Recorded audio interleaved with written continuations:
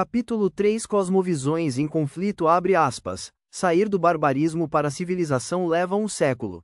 Da civilização ao barbarismo basta apenas um dia. Fecha aspas. Will Durant. O mundo é dividido não tanto pelos limites geográficos, mas sobretudo pelas tradições religiosas e culturais, pelas crenças mais profundas que as pessoas possuem, através de cosmovisões.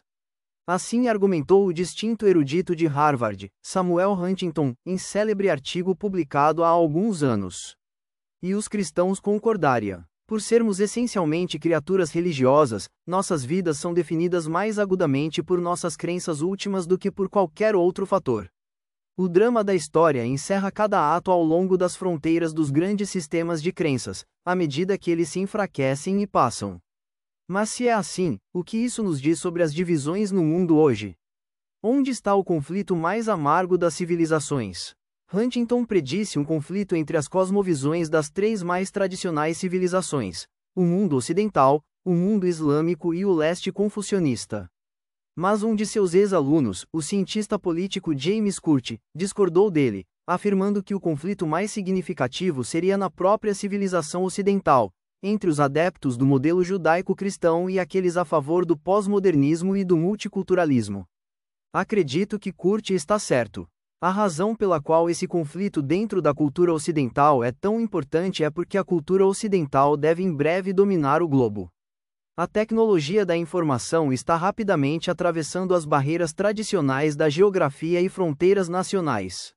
A queda da cortina de ferro abriu uma grande área do mundo para as ideias ocidentais. As sociedades asiáticas e islâmicas acham que não podem mais se isolar do influxo dos livros, filmes e programas de televisão ocidentais. Em Singapura, conheci um ministro cristão do governo, o qual lamentava que, em razão de os asiáticos associarem o Ocidente ao cristianismo, a enchente de obscenidades do mundo ocidental está tornando difícil o testemunho cristão. Ao redor do globo, muitas pessoas estão reclamando sobre o que um político francês descreveu como uma invasão cultural americana. Como resultado, as pessoas em todos os lugares se debatem com as mesmas perguntas que enfrentamos nos Estados Unidos. Na África, um dos líderes cristãos mais respeitados do continente pediu permissão para reimprimir transcritos do meu programa de rádio, Breakpoint, em português, algo como O Ponto Limite. Apesar de o programa se voltar para a audiência americana, ele achou que as temáticas são as mesmas com as quais tem lidado na África. Outro líder cristão africano me disse que as noções ocidentais de multiculturalismo estão sendo usadas para justificar o tribalismo, e que a igreja local sente-se confusa sobre como opor-se a essa força causadora de divisão. Como pessoas no Paquistão entram em contato via internet com pessoas na Pensilvânia, a guerra da cultura ocidental está crescentemente invadindo outras nações. A conclusão lógica é que a nossa própria efetividade em defender e contender pela verdade tem repercussões ao redor de todo o globo. Cristãos ocidentais deveriam levar a sério o entendimento da fé bíblica como uma cosmovisão compreensiva e mostrar como ela se coloca diante dos desafios de nossa era. Cristianismo versus naturalismo. Qual é o maior desafio hoje? Nas categorias mais amplas, o conflito de nosso dia é o teísmo contra o naturalismo. Teísmo é a crença de que há um Deus transcendente que criou o universo. Naturalismo é a crença de que causas naturais sozinhas são suficientes para explicar tudo o que existe.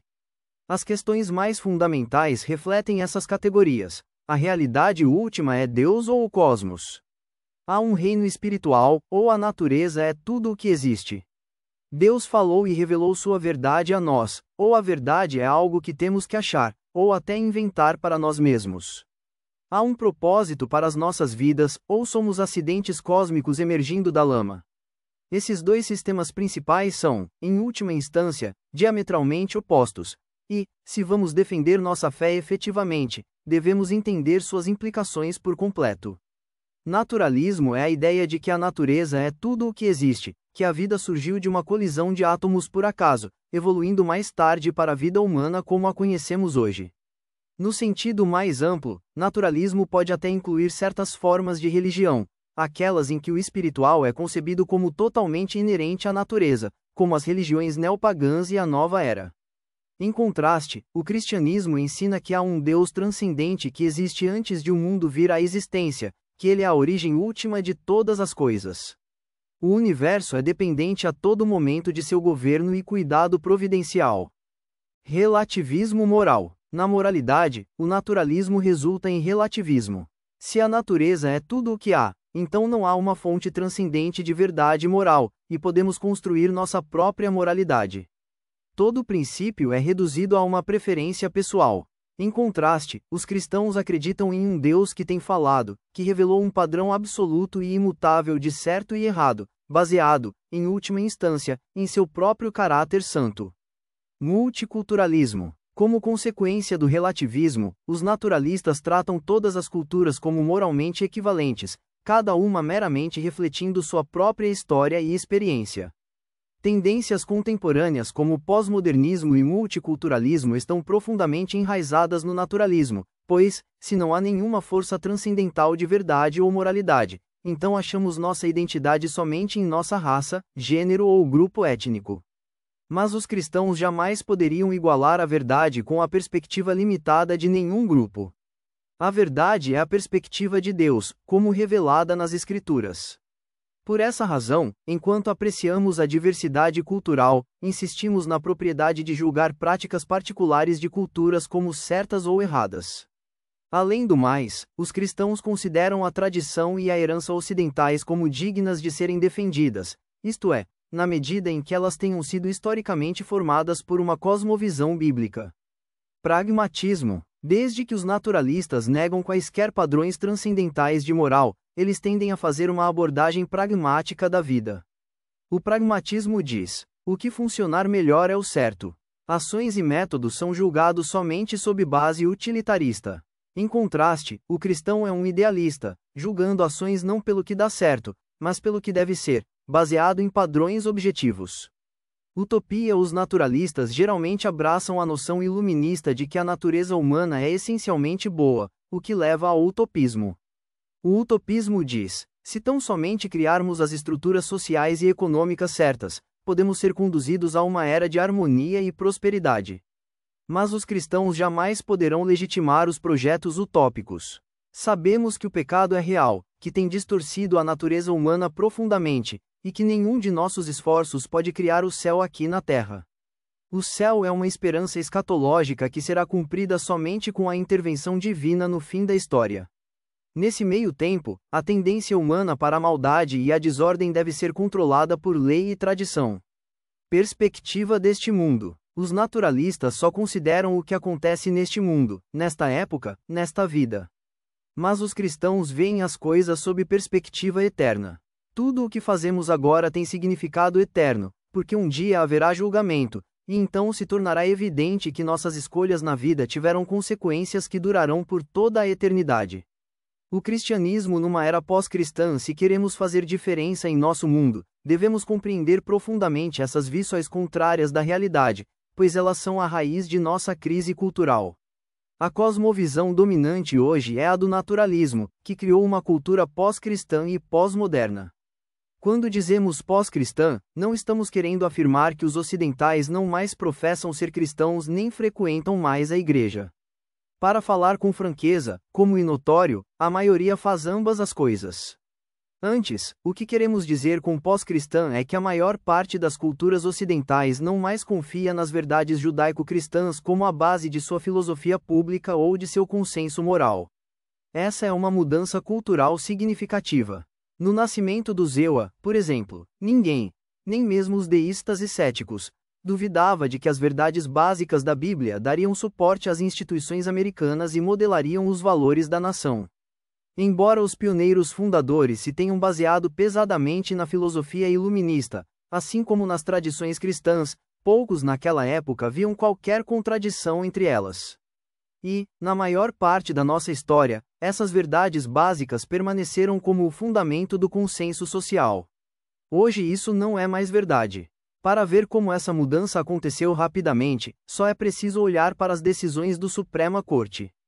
Bem recentemente, em 1952, o juiz William Douglas escreveu: "Somos um povo religioso cujas instituições pressupõem um ser supremo." A linguagem da Suprema Corte não causou nenhum espanto. Ela refletia o que a maioria dos americanos acreditavam. Não obstante, em 1996, pouco mais de uma geração depois, observadores da corte se escandalizaram quando o juiz Antonin Scalia anunciou, em discurso, acento circunflexo que, como cristão, acreditava em milagres e na ressurreição de Jesus. O cartunista Erbloch desenhou todos os juízes do Suprema Corte segurando livros de direito, exceto Scalia, que estava segurando um exemplar da Bíblia. Um colunista do Washington Post, Richard Cohen, sugeriu que Scalia se tinha desqualificado para lidar doravante com questões envolvendo o binômio Igreja-Estado. Acreditaria Cohen que só os ateus são qualificados para tomar tais decisões? Os comentaristas de televisão atacaram Scalia por seu preconceito. Atitudes parecidas se infiltraram em todos os níveis da sociedade. Em 1997, uma tropa de escoteiros foi proibida de usar certa instalação pública no Zoológico Nacional, que pertence aos Smithsonian. Por quê? Porque os Smithsonian consideram a organização dos escoteiros preconceituosa quando exige que seus membros acreditem centímetros Deus. Expressões religiosas em lugares públicos estão sendo crescentemente desencorajadas, se não por ordem judicial, por pressão social. Uma grande cidade renomeou o feriado de Natal para Estação Brilhante, e muitas outras proíbem o canto de hinos natalinos, pelo menos aqueles que mencionam o Menino Jesus, em locais públicos. Uma escola distrital até mudou os ovos de Páscoa para ovais de primavera. O cristianismo em um mundo pós-moderno, entretanto, a pressão antirreligiosa não é o pior. Como dissemos, a cultura de hoje não é só pós-cristã, mas está também se tornando rapidamente pós-moderna, o que significa que é resistente não somente às reivindicações de verdades cristãs, mas a qualquer reivindicação da verdade. O pós-modernismo rejeita qualquer noção de verdade universal e abrangente e reduz todas as ideias a construções sociais formadas por classe, gênero e etnia. Uma vez mais, a mudança para essa nova filosofia tem sido extraordinariamente rápida. Nos anos de 1960, a porcentagem de jovens que ingressavam na faculdade subitamente cresceu, e as atitudes restritas somente à elite intelectual logo se tornaram algo comum. A filosofia do existencialismo, um precursor do pós-modernismo, varreu os campos universitários, proclamando que a vida é absurda, sem significado, e que cada indivíduo deve criar o seu próprio sentido através das próprias escolhas. A escolha foi elevada à posição de valor último, como a única justificativa para qualquer ação. A América se tomou o que um teólogo apropriadamente descreveu como a República Imperial do Ego Autônomo. Um pequeno passo foi a distância do existencialismo para o pós-modernismo, no qual até o ego é dissolvido na interação das forças de raça, classe e gênero. O multiculturalismo não é a apreciação das culturas folclóricas, é a dissolução do individual dentro do grupo tribal.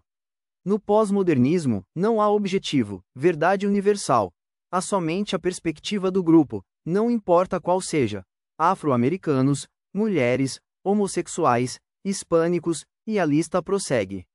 No pós-modernismo, todos os pontos de vista, todos os estilos de vida, todas as crenças e todos os comportamentos são considerados igualmente válidos. Instituições de ensino superior abraçaram essa filosofia tão agressivamente que têm adotado códigos nos campos reforçando o politicamente correto. A tolerância se tem tornado tão importante que nenhuma exceção é tolerada.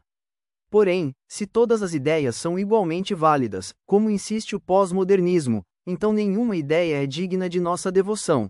Nada é digno de se viver ou se morrer por ele, ou até sobre o que discutir. E esse clima de apatia pode de fato tornar mais difícil do que nunca o testemunhar a verdade do cristianismo.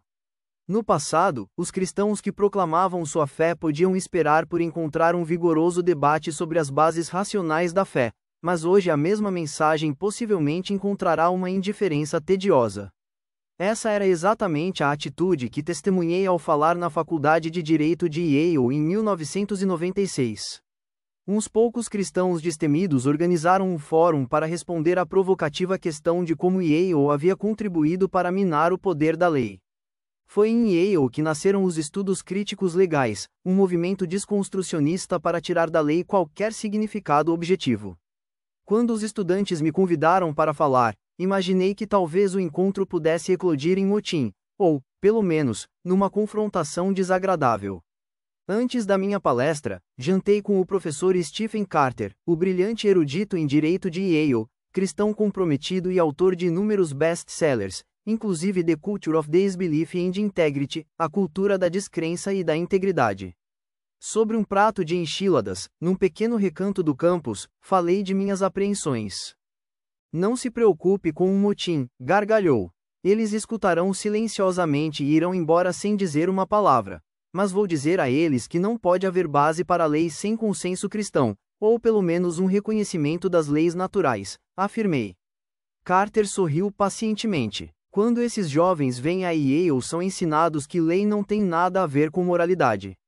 E eles aceitam isso. Então você pode ter suas opiniões, e eles as acharão interessante, mas não irão se incomodar em discuti-las. Quando cheguei ao auditório Levensen, pouco antes das 8 horas, a sala estava cheia. Bem na frente estavam talvez umas 200 pessoas da cidade, a maioria cristãos, eu supus, e então, filas e filas de estudantes. Enquanto eu falava, procurava os olhos dos estudantes, esperando por algum sinal de envolvimento. Nada. Enquanto prosseguia com o meu material, tornei-me mais e mais provocativo, mas eles permaneciam impassíveis. Durante o período de perguntas e respostas, ninguém desafiou nenhuma simples premissa do que eu falara. A maioria das perguntas veio dos cristãos das primeiras fileiras. Carter tinha avaliado bem seus estudantes. Eles ouviam educadamente, tomavam algumas poucas notas, então guardavam seus papéis e quietamente saíam do auditório. Debater pode ser algumas vezes desagradável, mas pelo menos pressupõe que há verdades dignas de serem defendidas, ideias dignas de se lutar por elas. Em nossa era pós-moderna, todavia, as suas verdades são as suas verdades, as minhas verdades são as minhas, e nenhuma é significativa o suficiente para alguém se apaixonar por ela. E se não há verdade, então não podemos persuadir um ao outro através de argumentos racionais. Tudo o que resta é puro poder, o que abre a porta para uma nova forma de fascismo. Stanley Fish, líder erudito pós-moderno da Universidade Duke, autor do artigo There is no such thing as free speech, and it's a good thing, too, em português, algo como, não há tal coisa como discurso livre. E isso é uma boa coisa, também. Argumenta que todas as declarações de princípio são realmente apenas expressões de preferências pessoais, e por essa razão, o apelo de um princípio não é mais do que um jogo de poder, uma tentativa de impor preferências particulares aos outros, sob o pretexto de verdades objetivas. E se o jogo é sobre poder, a única coisa com a qual você se preocupa é estar no topo. Alguém sempre será o próximo a sofrer restrições, escreve Fish, e é nosso trabalho ter certeza de que esse alguém não seja você. A morte da verdade não está confinada aos corredores acadêmicos da Faculdade de Direito de Yale ou da Universidade Duke. Em todo o país, e até mesmo em outras nações cristãs, uma geração de graduados das universidades tem saído, diplomas nas mãos e uma ideologia pós-modernista na cabeça, para trabalhar em escritórios executivos, centros políticos e nas saias editoriais de jornais, revistas e estúdios de televisão. O resultado disso é o surgimento de um grupo de profissionais novo e influente, que trabalha primariamente com palavras e ideias, o que alguns sociólogos chamam de nova classe ou classe do conhecimento ou, mais pejorativamente, a classe falante. Por controlarem os meios do discurso público, sua filosofia tem se tornado dominante. Já não é majoritária a visão da perspectiva da moralidade conservadora, religiosa, da patriótica classe média americana. O grupo que Richard Nixon em 1970 chamava a maioria silenciosa, ou o que Jerry Falwell poucos anos mais tarde classificou de maioria moral. A cosmovisão formada nos campos a partir de 1960 ingressara na normalidade típica da vida americana. A revista American Demographics, resumindo um estudo demográfico realizado em 1997, observou que houve desde uma compreensiva mudança nos valores, cosmovisões e modos de vida, que desde então afetam um quarto dos adultos americanos. Esta é a nova classe, ou o que o artigo chamou de produtores culturais. Os sociólogos brasileiros reportam-se também ao surgimento dessa nova classe no país. Eles abraçam uma série de valores transmodernistas, incluindo ambientalismo, feminismo, assuntos globais e busca espiritual. Geralmente têm experiência em movimentos por justiça social, direitos civis, feminismo e na espiritualidade da nova era. Inteiramente pós-modernistas, são céticos, se não ressentidos, com relação a valores morais absolutos. Veem a natureza como sagrada e enfatizam a autoatualização e o crescimento espiritual. Tendem a ser anti-hierárquicos e abraçam uma filosofia pública descentralizada, democrática e igualitária. Essa nova cosmovisão está surgindo sob o pano de fundo de duas cosmovisões já existentes, segundo observou o estudo. O primeiro é o tradicionalismo, mantido por 29% dos adultos, intitulados de inserioranos. Geralmente são pessoas do campo, que se apegam a uma imagem nostálgica das cidades pequenas e igrejas fortes. A outra cosmovisão é o modernismo, mantido por 47% dos adultos. Esses valorizam o progresso tecnológico e o sucesso material, e tendem a ser políticos, líderes militares, cientistas e homens de negócios. Eles são pragmáticos, confortáveis com a condição econômica, e menos preocupados com ideologia e questões sociais. O mais significativo, entretanto, são as projeções demográficas. De acordo com o estudo, o número de tradicionalistas e modernistas está em declínio. A idade média dos tradicionalistas, por exemplo, é de anos, e eles estão morrendo mais rápido do que sendo substituídos. Em contrapartida, indivíduos do grupo dos produtores culturais crescem rapidamente e tendem a ser jovens, bem educados, prósperos e agressivos. Um dado interessante é que 6 entre 10 são mulheres. Eles estão numa posição privilegiadíssima na escala de mudança social, de modo que se ainda não são a influência dominante, logo o serão. A conclusão a que chegamos é que o conflito mais importante de cosmovisões não é entre religiões tradicionais ou culturas, mas entre o teísmo cristão clássico e o naturalismo, tanto em sua forma modernista como em sua crescente forma pós-moderna. A tarefa para a Igreja cristã parece desanimadora. Mas isso não deveria nos desencorajar, porque a nossa fé nos diz que a verdade irá prevalecer. Como veremos em capítulos seguintes, até os pós-modernos estão começando a observar a inadequação de suas crenças quando enfrentam frente a frente o caos social gerado pelo naturalismo. Os cristãos devem entender o choque de cosmovisões que está mudando a face de nossa sociedade. E devemos estar preparados para responder quando as pessoas se tornarem desiludidas com as falsas crenças e os falsos valores e começarem a buscar as verdadeiras respostas. Devemos saber não só qual é a nossa cosmovisão e por que acreditamos nela, mas também como defendê-la. Também devemos ter algum entendimento das cosmovisões contrárias e por que as pessoas acreditam nelas. Somente então poderemos defender a verdade de maneira encantadora e persuasiva. Isso pode ser feito, como descobri no outono de 1996, durante uma viagem a Sofia, Bulgária, um dos países mais pobres da Europa, tanto material como espiritualmente.